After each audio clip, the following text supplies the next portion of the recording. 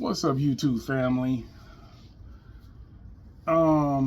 This is just a video that's informational only, and it's about the concerns of what we've been seeing happening in the news and in different countries right now. You know, especially in the United States now. Now we're seeing this thing that people are calling UFOs, UAPs, or whatever it is, and people are saying, is it aliens? Is it government? Is it the elitists? You know, like Elon Musk or somebody like that creating some things up here that could cause problems in 2025 or whatever the case may be. It could be any or all of the above is what I'm saying. I never thought I would live to see the changes and things that's happening in the world right now. I thought that this would be so much further along. I know our children and our children's children, you know, bless their souls, are going to have to deal with the sins of their forefathers and the mistakes that we've made and all of that. But getting to the point of this video is we need to really think seriously about getting prepared. We always talk about preparedness on so many YouTube channels, on TikTok, on Instagram.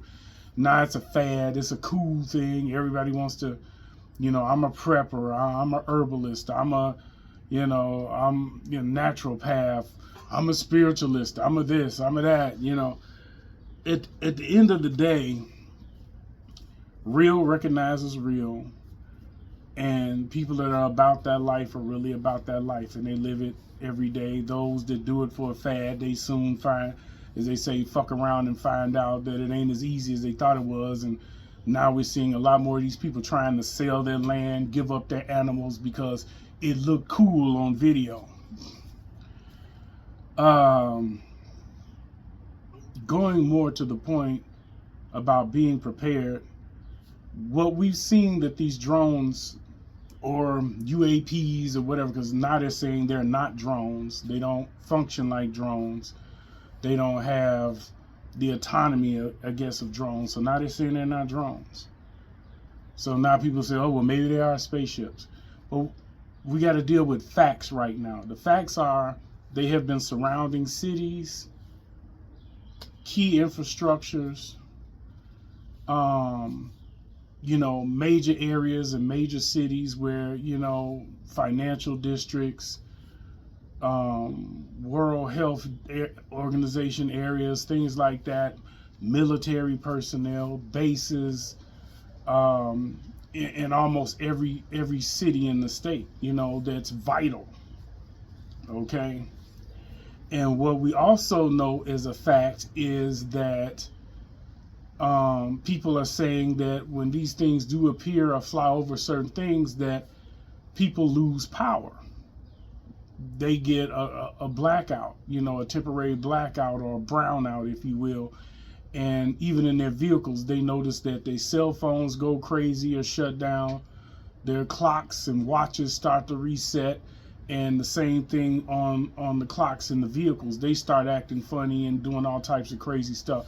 So what we do know, these things have the capability of shutting down power. They have sent up actual drones to follow these drones. And before they can get these drones off the ground, the batteries are immediately drained from these drone operators that are just trying to send up to say, hey, let me see what this is. So whatever it is smart enough, it has enough smart technology enough to know to say, hey, they get ready to send something up here that can monitor what we're doing. We're going to zap it or take it out before it does that.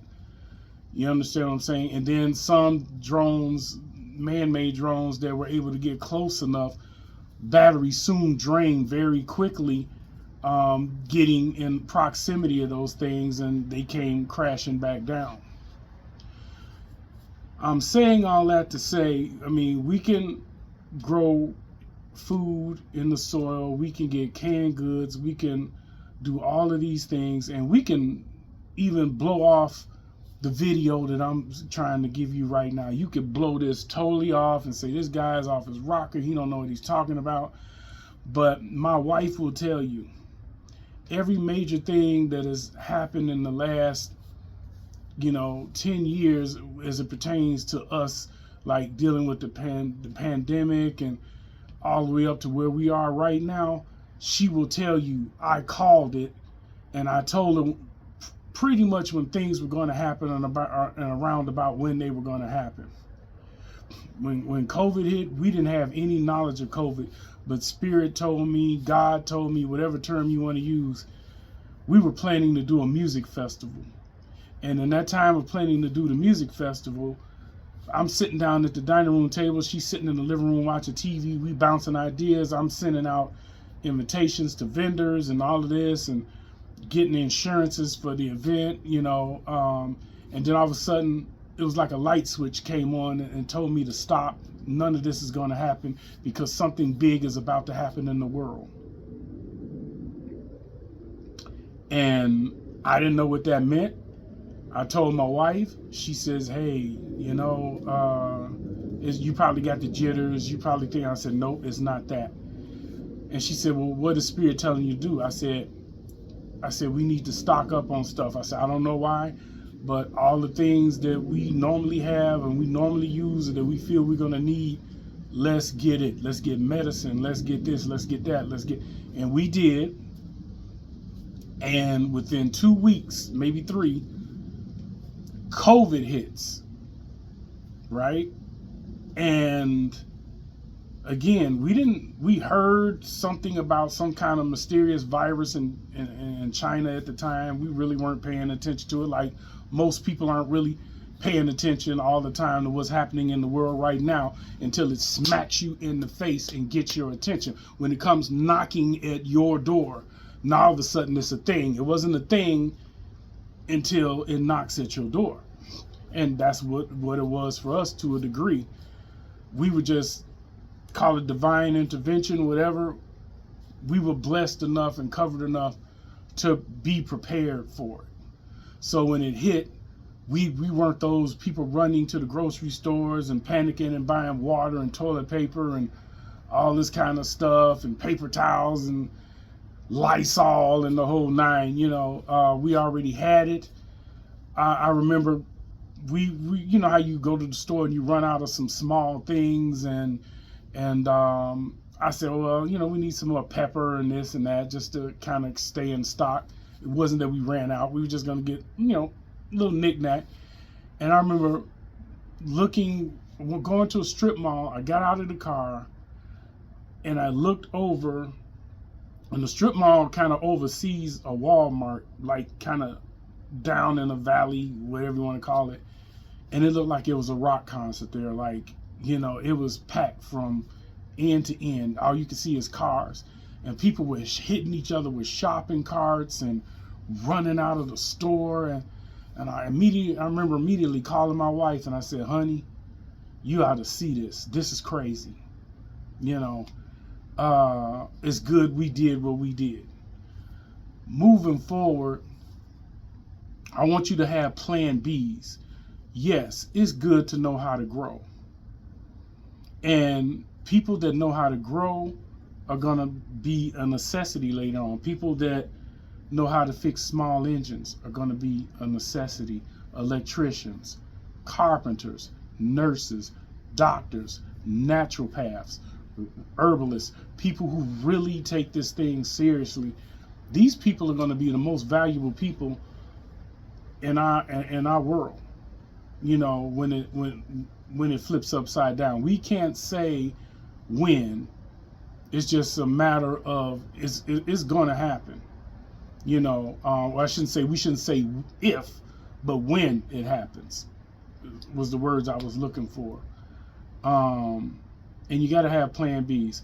What happens when the soil is not suitable for you to grow? What's your next idea?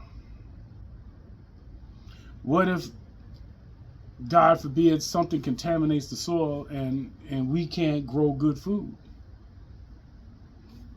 What do you do? You know, we've talked about hydroponic systems and stuff like that, and those are good to have. You can filter your water, and I would say have ways to filter your water. Keep activated charcoal, keep sand, keep things that can purify water, and maybe you can have some type of hydroponic system in your home that will allow you to grow food and herbs and things like that. And herbs are going to be very important because herbs is what help medicate a lot of people. Herbal medicine is a real thing. You know, I'm a living testament of that. At the end of the day, you need to think about things like that. What happens if the infrastructure goes down? I mean, do you know within 30 to 90 days of, let's use the highways and expressways, how fast they can overgrow within 90 days, 6 months? They would almost look like something out of Mad Max. They would just be overgrown, and potholes would be everywhere. What about bridges and things like that? You know, and we have gotten, I should say, so dependent on our electronics. So what happens when there's no internet? Have you downloaded or saved any type of medical information, any type of things to grow? Have you went out and purchased any physical books that you can put your hands on? Because we can have Faraday bags and Faraday this and Faraday that, but at the end of the day, when these things hit, they never hit when we're ready. They hit on a regular average day when everybody's just going on about their business, and then they look up and all hell has started breaking loose, and you're like, what just happened? What's going on? You know, because you do know when infrastructures are hit, that means you may not be able to access ATMs. So do you have any change or cash on hand just in case? You won't be able to access gas stations because everything, we've gotten so dependent on electronics and innovations and technology. And not saying that that's a bad thing, but at the end of the day, we should always have a manual way to do something. Paperwork, fuel, what have you, you know, going back to good old basics, the 1940s, 30s, 50s, when things were done by people, you know, and not so much by machines and electronics. When you can't access the ATM, you can't get gas, you're on life support, you carrying, you know, you got a pacemaker or a type of battery system that operates your heart, dialysis, things like this. All of these things can shut down. Power grids go down. Hospital generators are only going to last so long. And some people say that's part of the plan. Get rid of the weak, get rid of the sick, you know, bring the population back down that way. Of course, you're going to expect people to do peopleish stuff, right? So they're going to get out and they're going to start looting and robbing and going bananas because they're not going to be prepared. And they're going to do what comes natural, panic. And the next step, you have to have a clear head. The best weapon in any of this is your mind. Get your mind right. Get your head in the game and get your mind right. Once your mind is right, then you can start doing everything else. You know, you can start moving in situations where everybody is panicking. You know, you can look around those things. You can kind of take yourself outside of the box and see how to move. But if you allow yourself to get caught up in the insanity and the chaos, you're gonna perish with the rest of the people, man, that are out here, that are gonna be out here doing all types of dumb stuff. You know, people are gonna be looting TVs and appliances, and what's the point? Because if the power's down, what are you gonna do with them? Medications, pharmaceutical companies and pharmacies and places that sell medications, they're gonna get looted. The stores and the meat markets, the canned goods, all of that's gonna get looted. And the sad thing is, we have allowed corporations to take away so much of our natural landscape and environment, to put up high rises and buildings that, and some of them are still sitting empty to this very day, just sitting there. And these were all dwelling places for all types of animals and things like that we can actually hunt and eat. And now we have pocketed animals in certain areas where this is the only place you might be able to find them. You might be able to find them over here. And then you're going to have to deal with people saying, hey, this is my hunting area, this is my area, and this is this, and you're not allowed here, and too bad for you, you can't eat. It's going to be all that kind of bullying going on because we've allowed it. We've allowed a lot of this stuff to happen. You know, everywhere I turn, you know, especially in the South, they're taking down more trees, digging up more land to put up a building that nobody's going to use, put up housing that most people are not going to be able to afford or even want to live in. And the animals have to go somewhere else, and the animals have to go somewhere else, and the animals, until there's nothing left but a concrete jungle. And then people are going to turn on each other and start invading homes and taking, you know, trying to take over people's gardens and their water and anything else that they have, because their instinct is, I want to survive. Yeah, I wasn't prepared for it, but I am prepared to take yours. So what are you going to do about it? I said in my last video, ammo runs out. Guns and rifles malfunction. You're going to need parts. You know, do you know how to do anything else? Can you pull a bow? Can you use a crossbow? Can you use a compound bow? Can you throw an axe? Can you throw a knife? Can you throw a spear? Do you have any other ways of defending yourself outside of having a gun or a rifle? Do you know hand to hand? Are you physically capable? And if you're not, what are you doing to help your situation? If you're in a wheelchair, if you're on a walker, if you on a cane, a leg brace, a hip brace, what are you doing in case shit hits the fan? How are you gonna make it? I'm doing this video to get us to think, man, about other ways of survival except for the things that we know and do all the time. It's great to farm, it's great to grow, and it's great to have that knowledge, because eventually when everything calms down, those people are going to be the most valuable people on this planet, are the ones that have the knowledge of growing, you know, medical, carpentry, electrical, electronics, plumbing, the whole nine. You know, that's, you know, if you don't have any trades, you need to learn some. And it might be a little too late for that, but I mean, at least try. And you also got to remember to be that gray man. Let's say you got all your goods stocked up and you got everything in the house. You still need to be going to those food pantries or those food trucks that come around to hand out free food. They need to see you there.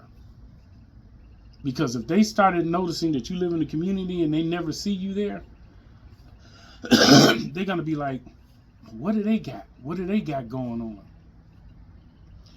You know, if you looking healthy and everybody else is sickly and tattered and beat to nothing, you know, if you're not dropping weight and starting to look kind of peaked, then they're going to start wondering, what do you got going on? And they're going to start following you. And they're going to try and take what you got. So yeah, you want to go to those things. You're going to have to practice maybe eating once a day or every other day. You know, these conversations always scare us. You know, people blow them off and they say, oh, it's never going to get that bad. We never thought our country would get shut down from a virus. We never thought we would see an election like we've seen. There's so many things that have happened in just 2023 to 2024 going into 2025 that we never, and you got to admit this, people, that we never thought would happen. We just never thought it would happen. What we're talking about right now is happening, and we never thought it would happen. And some people did, but they figured, well, maybe it wouldn't happen in our lifetime. But it's happening. These UFOs, UAPs, or whatever you want to call them, now is a discussion in Washington, D.C.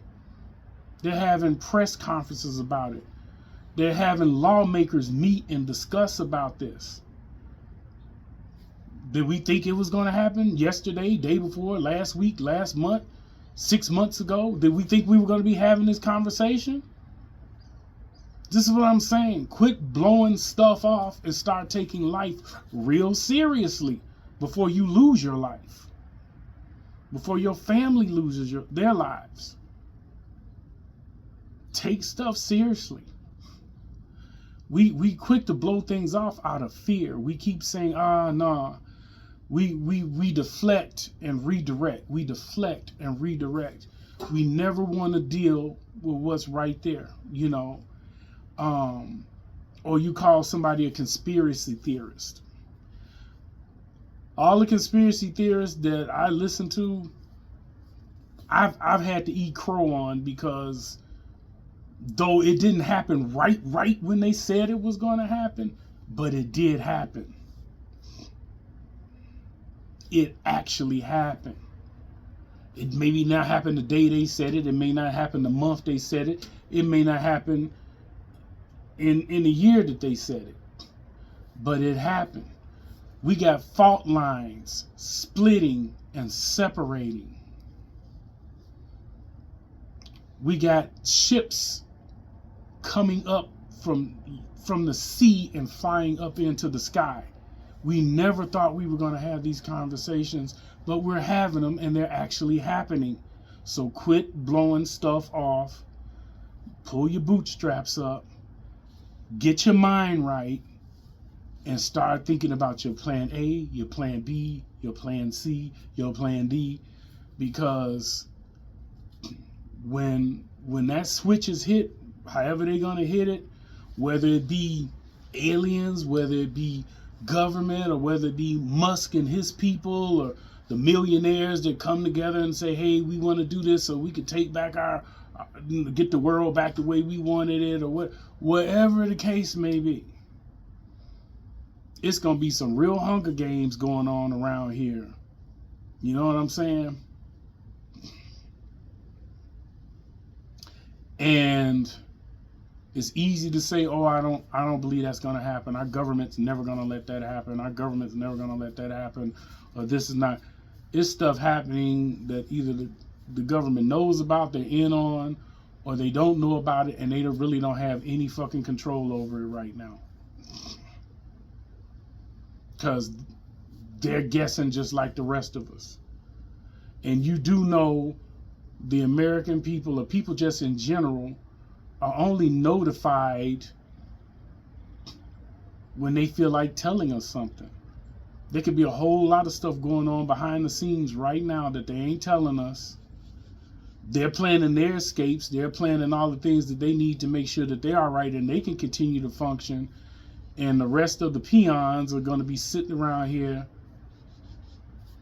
dealing with the mess and the aftermath. How many movies have we seen like that?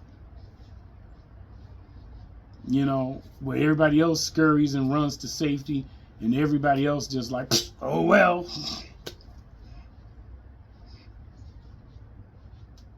And the only thing they can say is, well, we just have to offer our prayers to the American people, and we're going to be okay, and we got that fight in us, and da-da-da, and da-da-da. And no. We're not really okay. Some of us might be. Some of us will survive. But guaranteed, a lot of us won't. And the ones that survive are going to be fighting over the scraps. They're going to be developing pockets of community, little militias, things like that, because it's human nature. It's human nature to survive and to protect an area that you feel is going to be prosperous and okay, and people are going to get together and try and protect that area. And then even in that, you're going to have some people that are very unreasonable, very ignorant, very mean, whether they're racist, racial, hateful, bigoted, whatever the case may be. You're going to have to deal with those kind of people too. People that just want to hurt people just because they can. You know, crooks and criminals that want to steal and hurt people just because they can. And they feel it's so much chaos going on. Who's going to arrest me? Who's going to do anything about it? I'm trying to talk to you in real life, about real life. And I'm just saying, get prepared. Get your food, yep. Get your water, yep. Pick and grow your gardens while you still can. But always say to yourself, ask yourself this question: what if I can't do this anymore? How will I eat? How will I feed my family?